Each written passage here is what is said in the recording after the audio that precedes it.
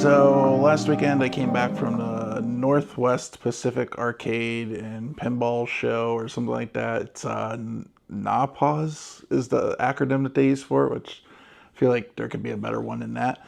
But anyways, it was a fun time. So let me tell you a little story. In this video, we're going to talk about my experience there and the games I played and what I thought of them really quickly. Okay, just like sort of like in a rapid fire succession. So let's get to it. I had a 2-hour drive and I had a very large bottle of water.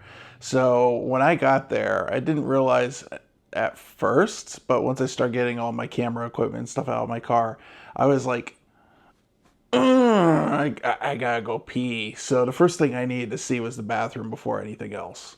And that brings me to how I met Erica's pinball journey. So as soon as I get through the door, like not even like in my right mind, and internally I'm like, on a pogo spring just trying to hop to the closest restroom I can, Erica spots me. And I'm like, I don't want to be rude. I don't want to eat candy. But the parasites in me want the candy. I don't want to drink liquor. I don't like liquor. But the parasite, the demon in me, it wants the liquor. But hello, Erica. And she's like, I'm a hugger. I'm like, I am too. And I'm kind of like, don't put too much pressure on me, please. Look, everybody, Billy peed his pants. Of course I peed my pants.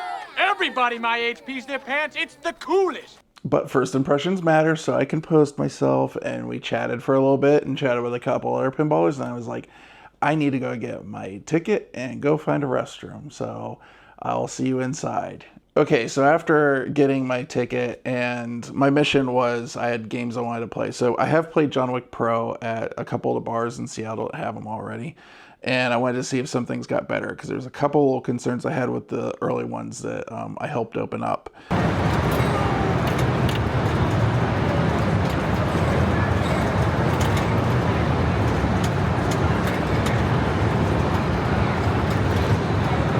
But I also wanted to see a premium. Haven't played or anything on the premium yet. I was really curious because there's some mechanisms on the premium that I really like. Need to go see a Labyrinth. Still hadn't played one. And wanted to go see Barrio's Barbecue Challenge, which didn't happen until much, much later in the day. There's a couple of other games I haven't played before that were at the I guess festival, convention, whatever. And one of those was Mystery Castle, and then there was a couple old wood rails and stuff. I love wood rails. I like going back in history and seeing the old EM games too. So that stuff's always cool. So I got to play John Wick Pro, and my experience this time was much better than what I experienced with the first run of them. The first run of them seemed to have some sensitivity problems or something with the weapons case target, or as I like to call it, the knives and Twinkie case, because that's what it looks like it's in there. Tell them about the Twinkie.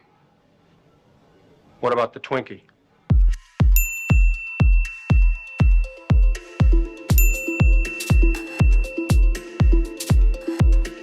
But the ball just wasn't registering the first couple times I played it. At the show, I played 3 different pros. I didn't run into one pro that had a problem. It was like the ball was registering every time it was getting a hit. So these were either whatever issue was going on was fixed, or these were dialed in correctly. I've heard from a couple of the owners that have had the machines that I played said that Stern officially came out with a fix for this issue, so it seems like it's pretty much like a non-issue already. But I like John Wick Pro. I like how fast it is. It is like tight shots on there, like everybody says, but I tend to like that because I like a challenge. I want to get better. I want to get that like targeting computer in my brain, and the only way you can do that is practice, practice, practice. And a game like this is just going to make you better at that. Checking out the rest of the place really quick, I ran back into Erica. She was looking over at Planetary Pinball. They had these original castings for like the molds that they would make for like the different plastic toys and stuff on the old Bally Williams. So you guys that don't know, they actually own the rights to like all the Bally Williams games now, and they have like all those old manufacturing pieces, and they were selling these on eBay. And like one of them was actually the electric chair from Addams Family. There was like Dino from Flintstones. And I can't remember what else. I think like the Johnny Mnemonic glove was there. So there's some really cool castings there. Okay, next thing that I had to check out was Labyrinth. They had 2 machines. One was a prototype. It didn't have all the little cool mechs and stuff in it. And the second one was like the full-fledged one that had the topper and everything on it. And I'm like, I want to go see the topper one. It's early Saturday morning. The place is starting to fill up. So I beelined straight for it. I was like, Erica, where's Labyrinth, because I need to try it. That's close enough.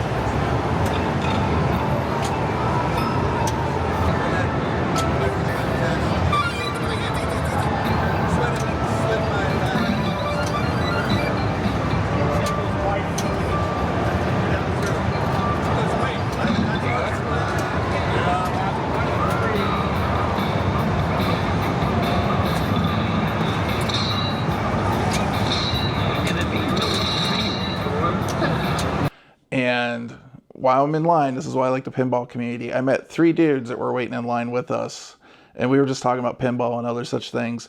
Matt, Bo, and Jeff, thank you guys. You're awesome. The reason they're awesome is because around this time I was waiting in line, another person who wanted to try Labyrinth was my friend Mike, who goes by Pink Ninja Man on Twitch, streams every Wednesday night. I believe he starts at 8 p.m.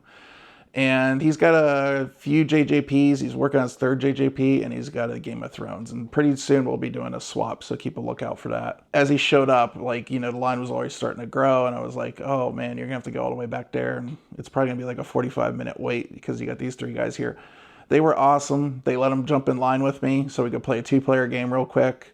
Guys, thank you so much. But I just want to say thanks to Mike because he was also like my cameraman throughout the day. So we kind of stayed pretty close throughout the rest of the day. Me and him get along very well. We both like a lot of newer stuff. We like pins across all of the manufacturers. We're not just like Stern crazy, or I would say maybe he likes JJP a bit, but he also likes like all kinds of other things. And he's like with me. He likes to check out like the old EMs and the electromechanical games and the weird stuff there.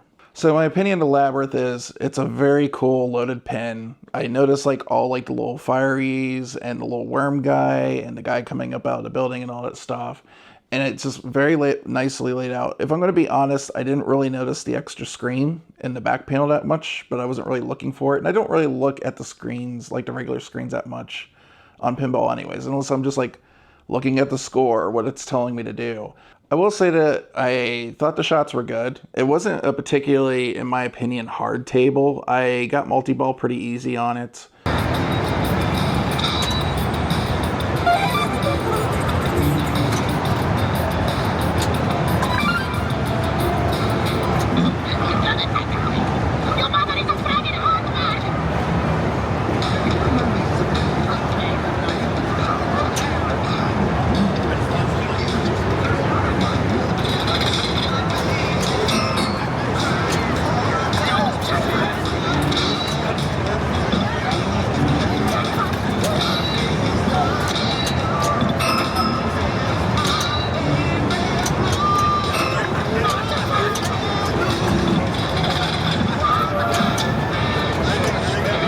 I could imagine probably maybe after owning this for like a month or 2, getting through the game fairly well. And the shots were like wide enough and forgiving enough for any skilled player to come in.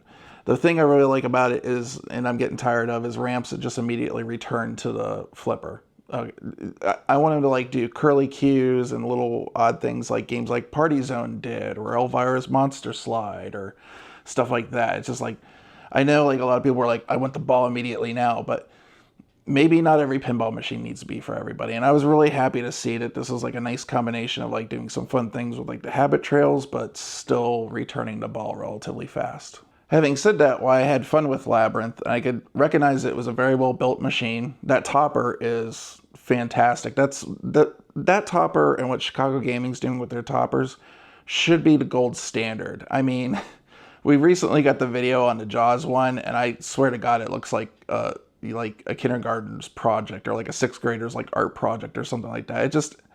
It doesn't look appealing. And when you're asking $1,000 for that, I'm just like, no, not at all. I mean, lenticular is not that fancy. I mean, I had baseball cards that were lenticular where I could watch the guy swinging, and those were like 50 cents in 1980 something. So Labyrinth, great game, just not my theme. So it doesn't really draw me in, but holy crap, what I learned about from the build of it and everything and all the toys in it. If Barrels of Fun happens to land on a property that I really care about, I'm going to be in a lot of trouble because I'm probably going to want it. Like I said, if they do a Muppets one and they have the 2 old guys, I'd have to get it. We started playing Pulp Fiction, And they had a lot of Pulp Fictions. Throughout the whole weekend, there was almost never a time that there wasn't one open, so anybody wanted to play it, they could. There was like 6 machines or something like that throughout the hall. And this is when Mike's targeting computer started switching on. Mike is really freaking good at pinball, so if you're going to play with him, be prepared to wait. Because you could wait up to like 15 minutes, half hour, whatever. Just depends on the kind of roll he's on in that particular moment. That's impossible, even for a computer. It's not impossible. I used to bullseye womp rats in my T16 back home. They're not much bigger than 2 meters. It's great because I get great footage of a really good pinball player actually opening up the machine and doing stuff, so it works out for me. I like Pulp Fiction. I've gotten pretty far in Pulp Fiction, and right now I'm at a point in Pulp Fiction where like the honeymoon's kind of over. I've kind of lost interest with it because I've played it so much, and really honestly to me is what I started noticing is like the rules aren't really that modernized like they said they are. Like the modes are still like highlighting like the older games, like hit the pop bumpers, hit the spinners, hit the magnet, you know, stuff like that, like the different features of the table like the older tables did. And then the mini wizard mode of that is just all those combined in one mode. Same thing with the multi-balls. There's 2 multi-ball modes, but besides like the needing to hit the drop targets in the center or hitting the outside shots, it's the same rules. It's like relock the balls, go on to like phase 2, phase 3, phase 4. So, and then the other stuff is just like collect characters like Taxi, but they're not like spread out across the table. They're like all in the same like little, like, you know, saucer on the top, and then you need to hit another saucer to collect them. And then spell Pulp Fiction by hitting like the little banks. That's it. That's pretty much the game. Like there's more to it than that. It's not that simplistic. But after that for a while, I'm just kind of like, I've had my fill of it. And not necessarily like I would ever say I'm not going to play it, and I'm not going to say it's not a good game. It's just the initial honeymoon period, the initial I need to play right now is over. One of the main things I wanted to do is go play John Wick Premium, and we did that. And once again, his targeting computer was on.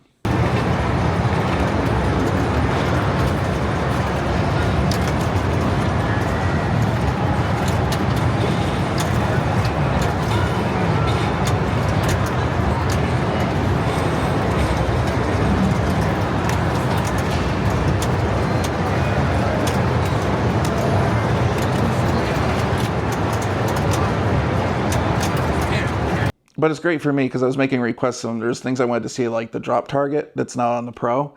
Not only does that make that like a captive ball area, but Elliot Eisman was using the auto drop mechanism in that drop target. Instead of it dropping the ball, it's like flinging it back up in there on its own. I was like, that's really cool. How are they using that? But as far as I could tell, it didn't really kick into play until like much later on in the game. And I didn't really understand like why it was doing that. Like initially I thought like, if you were draining down enough enemies to make your shots, that it was kicking it back up in there to screw with you and add some more enemies or something like that. But I'm still unsure why it does that. You know, like I didn't really get like the sense of like the artificial intelligence detecting on like how to change the shots based off shots I was making in the game. And I think that just may be something that maybe only homeowners really get to experience. Because like, how can it save that information and then continually update it in an arcade setting? That's what I don't understand. It's okay, I didn't need to record that.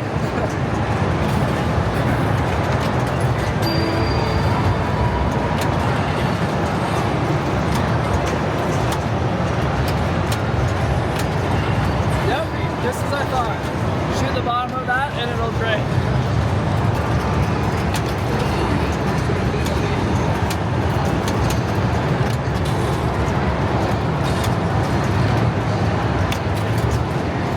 Nice.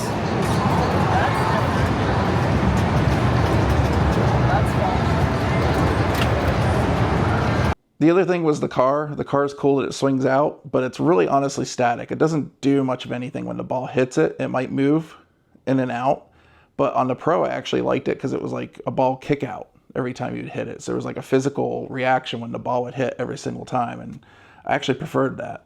After that, we went to go see some of the older games. So we went over and saw what kind of like older Williams, Gottlieb's. They had a Chicago coin there, which was Blue Sky, which is one I like because it's got a couple spinners and drops to hit, and it's a fun little one to mess around with. You don't see it too often. And they had wood rails. And they usually have wood rails, but they had some pretty good ones this year. They had one called Springtime, and it had like the entire back glass was like a pachinko machine, and it was actually marbles in there, which was cool.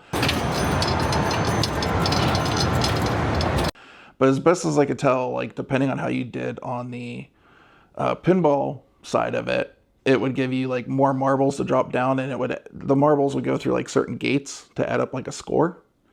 And that's how you would end up scoring the game, not necessarily like on the pinball table. There was a bowling one. So Pepper here is just getting the highest score and bowling champ. She's about to roll it.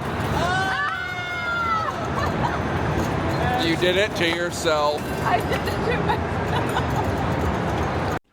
myself. And then there was another one that I've been wanting to play for a long time called Knockout or Knockdown. I think it was Knockout. And it's got like a little like ring in the middle, sort of like the WWE or I guess WWF wrestling game. That was it Data East that made that one, or is it Stern?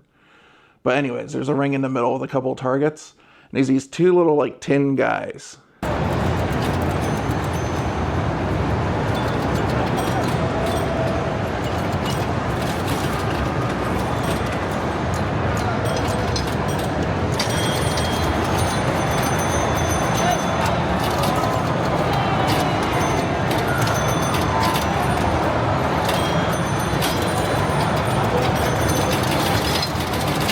But they would like get knocked down. You'd like knock one guy out. That was the whole point of the game. And it's just really fun. It's got a really interesting like chevron style gate in front of these like 2-inch flippers.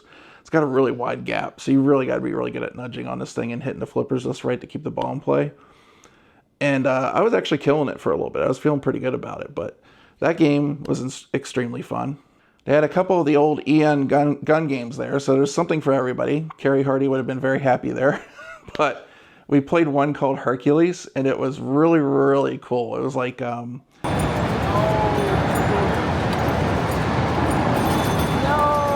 my progress.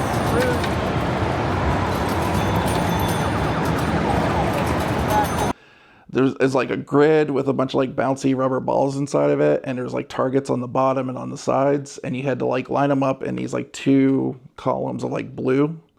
And then there was like in the corners, if you got balls in there, you could kind of like collect a bonus, but also like shoot like the entire playfield back up so it resets if you're like in a bad spot. So it was kind of like semi-shooting with like puzzle mechanics in there.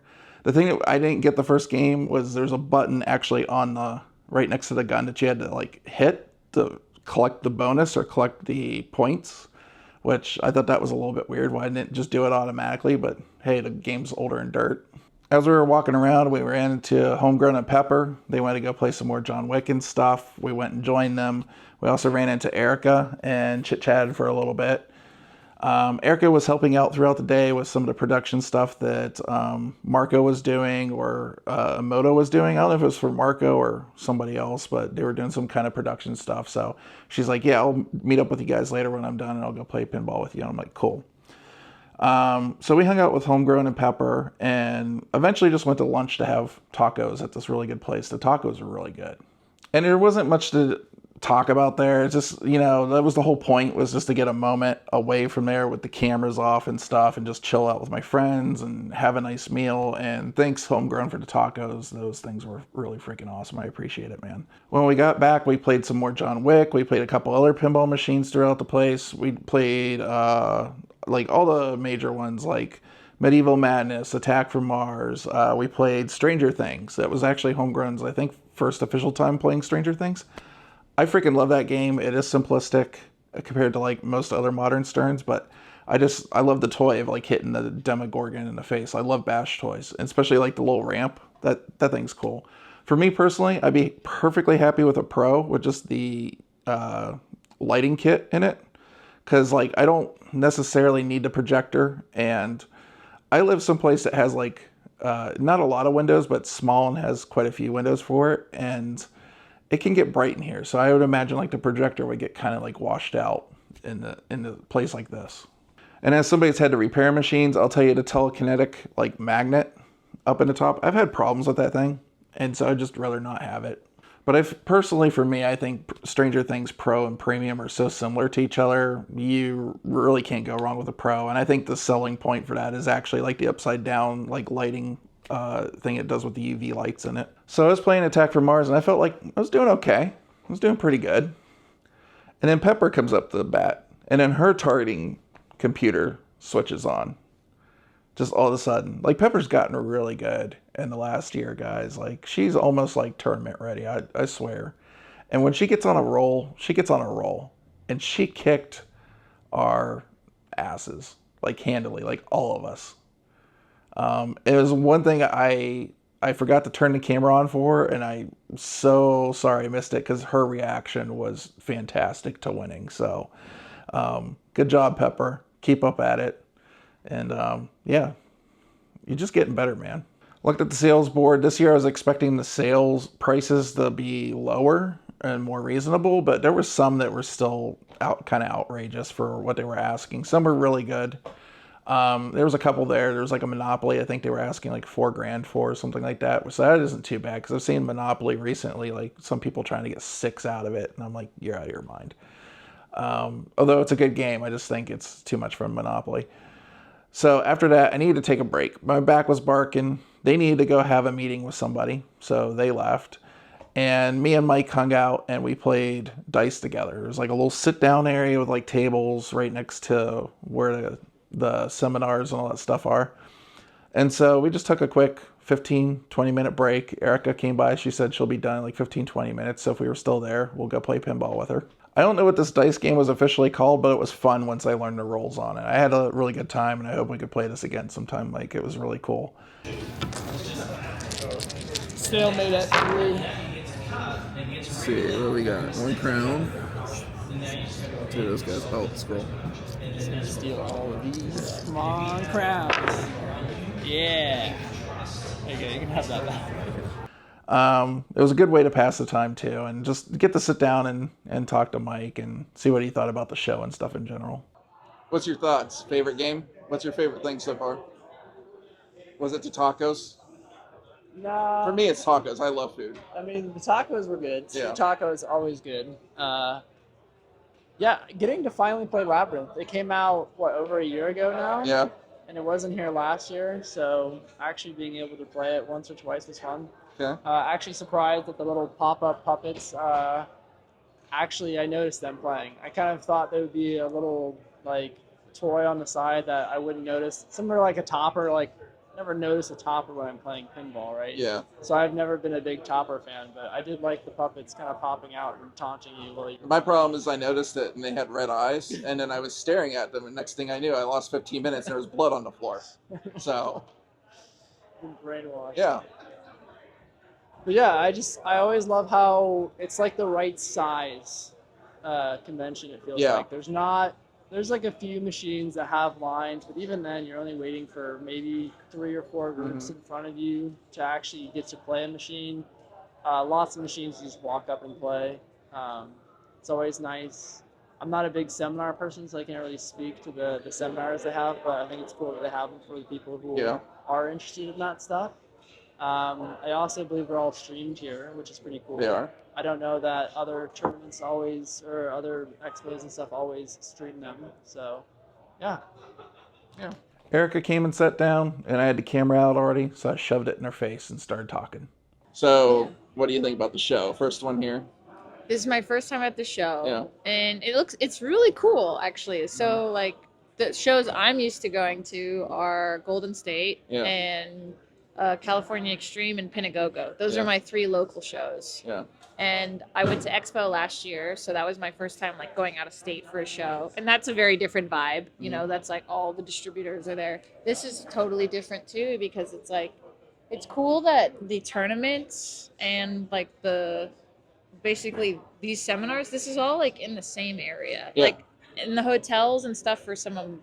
Like Golden State's pretty much all there, but you have 1, 2, like 3 sections. It's like an of it. airplane hangar, isn't it? Yeah, it's like a it seems like a basketball court, you know, it's like one of those kind of things. Okay. And then California Extreme is in this big hotel, and there's like two big rooms. The tournaments are happening in a whole different floor. You might not even know that tournaments are happening there. Like you could be a casual person playing and you would never know. And I like that I'm not a tournament player, but I'm sure that the tournament players, they may or may not enjoy the fact that they can leave that area and go see the rest of the show. Because that's something I feel like at the show I have, California Extreme, you kind of miss out on the show because you have to walk all the way down the hall and you have to go all the way. And it's a lot. And the seminars aren't as close. This is like, that's the entrance, and then right there's the seminars. Like, this is why you're a big YouTuber, because I asked you a simple question and you gave me like a long essay on it, where I've been like, it's cool. Yeah. I guess I just I have a lot of thoughts about it. Yeah. How do you think about your last year on YouTube?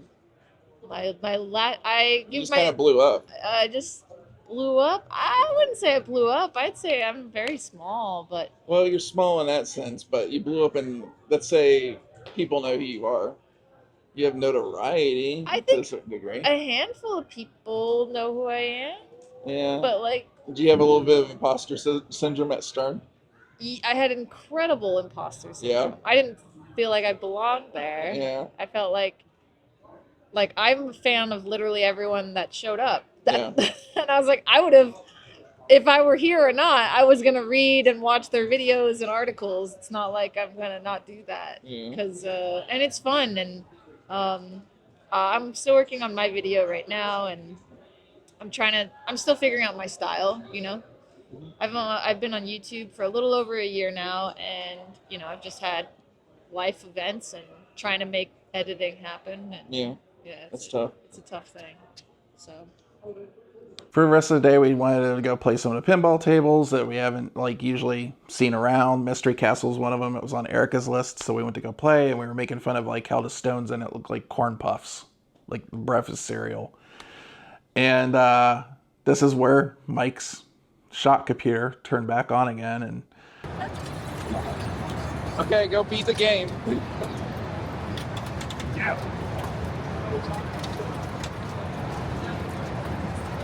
He really is annoying. Yeah, I know. I go to play at his house, and it's supposed to be sitting around for like an hour or so.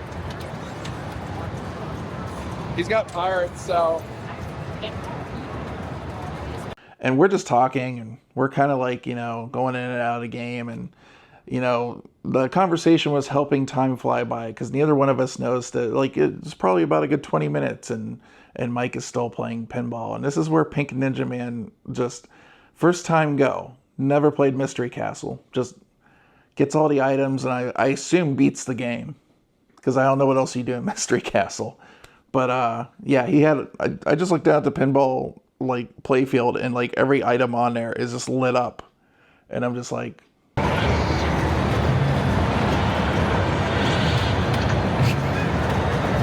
Went back and played some of the older EMs, played Countdown. It was one of Erica's favorites, and I can see why. It's a good game. I enjoyed it. I personally, for some of the Gottliebs, I want a black hole, or I would love a haunted house, but I hear they're even worse than a black hole to keep running. And I know how difficult a black hole is to keep running. It's a pain in the butt sometimes. I would also like some of the older EM stuff, but I haven't decided on which. There's also another one out there that I don't know if a lot of people have time on it, but I just like the Incredible Hulk pin that Gottlieb made. So it's got some really cool kick-ups and stuff like that. Maybe some of them aren't placed great, but it's just a fun game. And I would like to get some more classics in my collection. Me and Mike played this little teeny tiny pinball machine that looked like a pendulum in it, and there was the ramp, one of the ramps went outside the cabinet and back in again. It was just weird. I didn't really know what I was doing, but it was interesting. Later on at the party, we saw somebody had their beer just resting in the ramp. So, played Fight Club Pinball. I would say that this is probably, still early concept. It had some really good shots in it, had some good flow. I was really kind of having a hard time finding the shots where everybody else seemed to be doing a little bit better than I was. Once again, Mike just hitting everything on that there is there.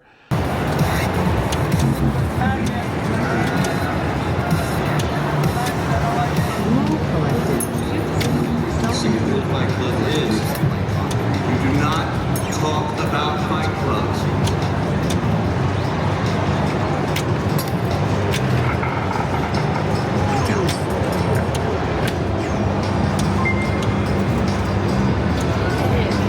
And Tyler we trust.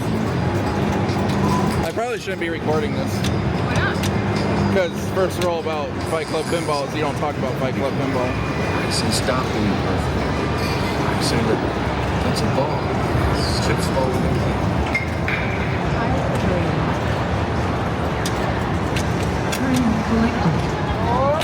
You can get the wizard mode on this too. Is it in the code? I don't know. I just know you're annoyingly good. The day was going by fast, and there was a homebrew party in one of the lobbies of the hotel across like the little sky bridge thing. And so Erica's like, you guys want to go? Because I could probably get you in and get you a free drink and stuff. And I'm like, yeah, sure. So we ended up showing up. This is where we ended up playing Led Zeppelin. And it was the homebrew Led Zeppelin that had the staircase in the center. And you could lock 5 balls. And then go up into a secondary playfield. It's supposed to be like, I guess, heaven. And it was interesting. I liked some of the ramp shots and stuff on it. Once again, not just straight back to the flippers or anything like that. They were like, this one actually had like a mid ramp that like did like a little curly cue and kicked it out mid playfield. It was kind of neat. The one I gravitated towards the most is 8-Ball Beyond. Now I love 8-Ball Deluxe. I love 8-Ball. I just love pull themed pinball machines in general. Love Break Shot. Love all of them. This thing is so cool. Like it's got targets that look like the little different like balls to hit. And they're like transparent and like backlit and everything. They look really nice.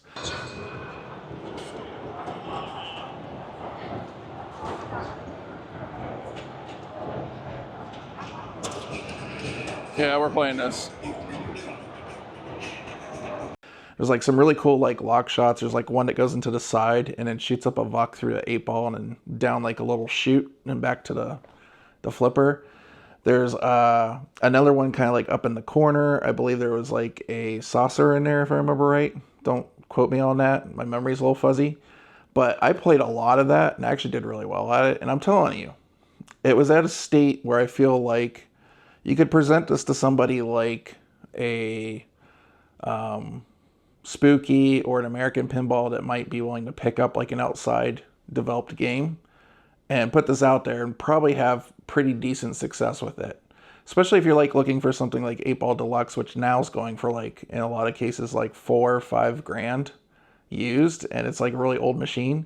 This thing, if you could sell it like around the same price and it's brand new, it's, in my opinion, it had like better flow, better rolls and everything in it. I really liked it. After that, we were in the window lobbies for a little while. We hung out with a guy we've now named Canadian Jeff, who I think is like a distributor from Vancouver that Erica knows, and he's funny as hell.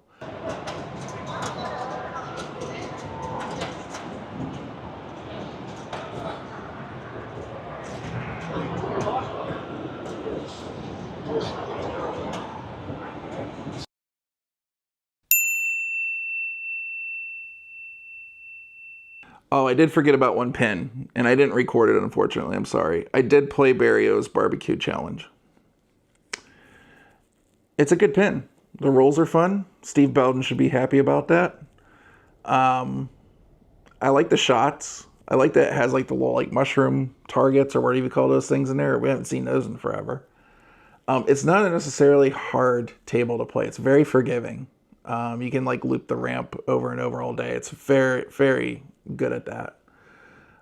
Some aspects of it reminded me of Dracula. Some aspects reminded me of like even stuff like Bad Cats and stuff like that.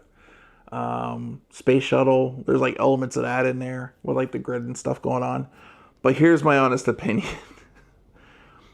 The table's kind of disjointed. I really like the art on the back glass, but it doesn't exist anywhere on the cabinet. The cabinet is just like a wood box and then like wood stacked on the front.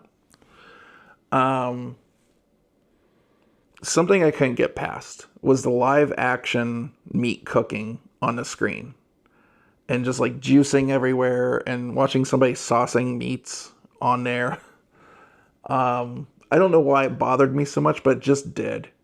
And I felt like if the entire aesthetic of the pen would have been like the cartoon on the back glass, like both in the animations and like on the cabinet and everything, it would have worked better.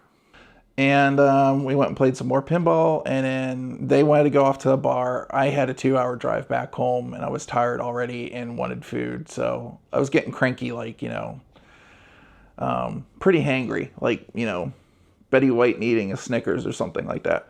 So I needed to drive home. And Xander, would have loved to seen you, man. But honestly, I'm glad I left when I did, because the last like 20 minutes of my drive, I was actually falling asleep at the wheel. I was smacking the crap out of myself to stay awake. And what the hell are you doing? I'm kicking my ass. Do you mind? yeah, but I made it home safe. Maybe next year I'm just gonna have to bite the bullet and just get a hotel for a night, because I thought this year I could just kind of one and done it one day, and that wasn't the case. Like that Sunday, I was like, I don't know, man, I was wrecked. I was just like almost like in a sleepwalking state the rest of the day. So yeah, not doing that again. Okay, so that's it. That was my entire trip. Let me know what you guys think in the comments down below. Like and subscribe. Share this with other people if you like this kind of video. And yeah, stay tuned for more videos, walkthroughs of other barcades and arcades in the Seattle area and surrounding areas of the Pacific Northwest. We'll probably be doing some other like event style stuff. I don't really know yet, because I'm just kind of winging it as I go along. We'll see where it goes. But anyways, see you guys in the next one.